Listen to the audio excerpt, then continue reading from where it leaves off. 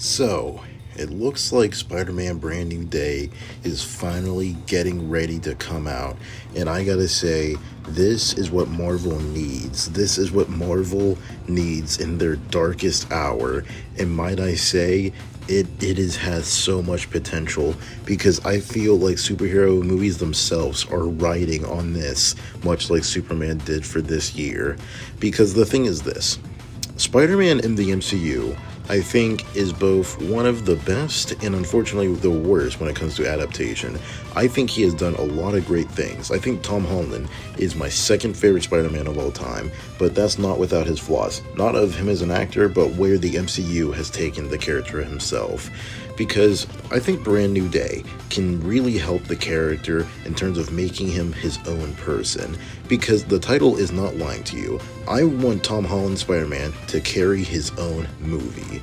I'm not one of those people that goes like, oh, Spider-Man, he was carried by all the Avengers, yada yada. No. They're in there because Marvel Studios kind of like mandatory needs him to team up with, a Marvel character. My problem is the fact that in all these films, I feel like he hasn't had a chance to shine as his own character, except for Spider-Man Homecoming. Because with Brand New Day, we actually get to have Peter by himself. He's alone, he's depressed, he's just like doing the best he can, and it's street level. Because the problem with the MCU trilogy of Spider-Man is the fact that each and every, film after the next basically ramped up in both spectacle, action, and overall, world-ending threats. Because I think the one thing that Tom Holland's Peter is severely lacking is personal time to reflect on himself as a character. Not dealing with Stark technology or the villain of the week or this multiversal threat, but actually dealing with his own personal self. And that's why I think Spider-Man Homecoming, like I said, is the greatest of the trilogy in terms of personal growth and introspection of the character. Because I think Iron Man put it best. If you're nothing without the suit, then you shouldn't have it. And it gave Peter the confidence to be who he is. The fact that he actually reflected himself in the mirror, seeing himself with the water and realized who he needs to be and how he needs to be himself and not live up to the Avengers and all that.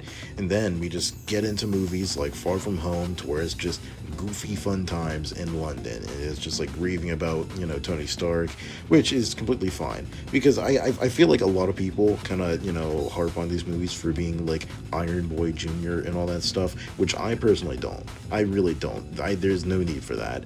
But the point is how all of this is just so big, grand scale, and that's why I'm so happy that it is confirmed that we're getting a straight level Spider-Man movie. I am so thankful for that because, like I said, the last two movies have gone wacky, out of fucking world here, man. I don't need some multiversal thing. I just need a personal scale Spider-Man adventure. That's all I need. And along with that, something I need desperately, and I mean desperately, is for Spider-Man to have his own villains. And when I mean his own villains, I don't mean, this is a Spider-Man villain. I mean for him to have a personal connection that is related to him, that is personal to him. Because in each and every Spider-Man movie in the home trilogy, every villain isn't, due to Peter or, caused by Peter or related to him in some sort of fashion. It's related to people outside of him. Vulture was a relation to Tony Stark. Mysterio was literally hired and, is mad about Tony Stark, and every single villain from No Way Home is mad at another different Peter Parker. Peter Parker, the MCU, has no villains of his own, and he really desperately needs his own villains. He needs his own personal conflict with the villain he is facing off with. And I'm just gonna say it now, because I think this is exactly what I want for a Brand New Day, is Spider-Man PS4. This is why I'm showing clips of the game, because this is what I want out of Spider-Man. I'm not going to glaze the entire story and tell you why it's the greatest Spider-Man story of all time, because outside of Spider-Man 2 and Across the Spider... Shit. Yes! This is the 15th take. I cannot work like this. I will be in my trailer. I need a break. Because outside of Spider-Man 2 and Into the Spider-Verse, it really is. But because of the fact that with the personal connections that both the MCU and the story itself has, it can be one of the greatest stories of all time. Because I think it's rumored, and I'm pretty sure we're getting him, but Mr. Negative can be Peter's greatest adversary in all time. I really do mean this. Because for those of you that don't know Spider-Man PS4, I'm just going to give you context, and if you do, then, let's just give you a recap. Martin Lee worked at Feast with Aunt May, but secretly, behind the scenes, he was the crime lord and basic, just all-around bad dude, Mr. Negative. Now, just picture this with me.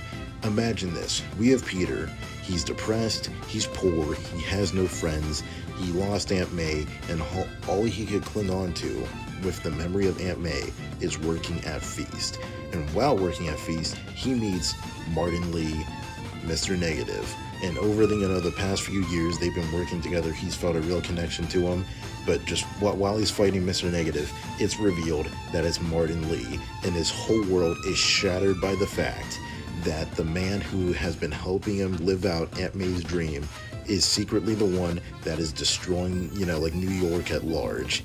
If that's not what could be one of the greatest reveals, I don't know what to tell you.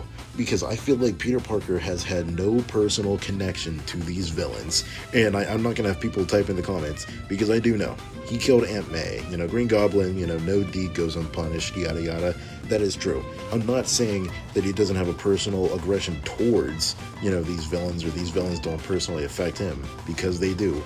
But one that is solely pinned and solely focused on their connection. That is what I need. That is what makes Spider-Man Spider-Man. The fact that he can relate to and is personally, related with these villains. That's why I love Doc Ock. That's why I love Green Goblin. Shit. That's kind of why I love Electro.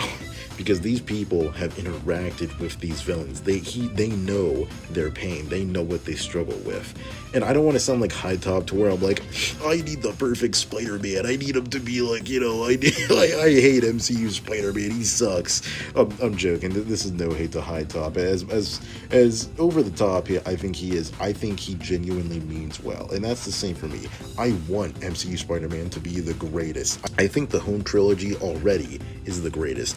I just don't want them to, don't fall into the same pitfalls that the previous movies did. Because even though they are great, amazing, spectacular, they do have flaws that really aren't needed right now.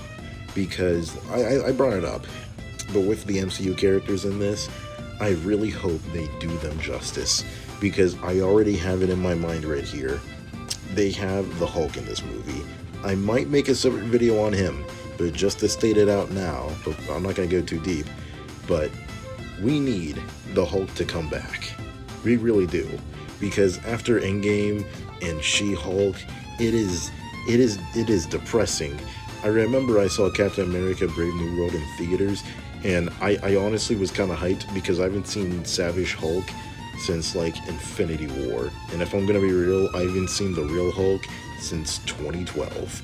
That's right, I said it. And honestly, like I said, I have a theory in my mind. He's gonna, use his negative powers on the Hulk, and he's gonna become real Hulk again. That's what I need. Hashtag real Hulk. And as for the Punisher, I'm not gonna lie, I think you could get some really good stuff out of here, because the Punisher has been great all throughout the MCU, and honestly, I think there's some real potential here. Just have, if we could have just, a small portion, if we could have 10% of the roof conversation, that's all I need. That is all I need. Just 10% of that in this, I will take that. I will take anything of that. This might as well, hopefully, go down as one of the greatest Spider-Man movies of all time. And all they need to do is not fuck it up. That's all. They already have a great suit. It's already street level. All they need to do is just do good. With great power comes great responsibility. I need this to be good. All right, that's about it. I'm done ranting. Tell me if you love Spider-Man as much as I do, because I really do love the webhead. He is like top 3 superheroes of all time, in my opinion. That's really about it. Don't forget to comment, like, and subscribe. And yeah, have a spectacular day.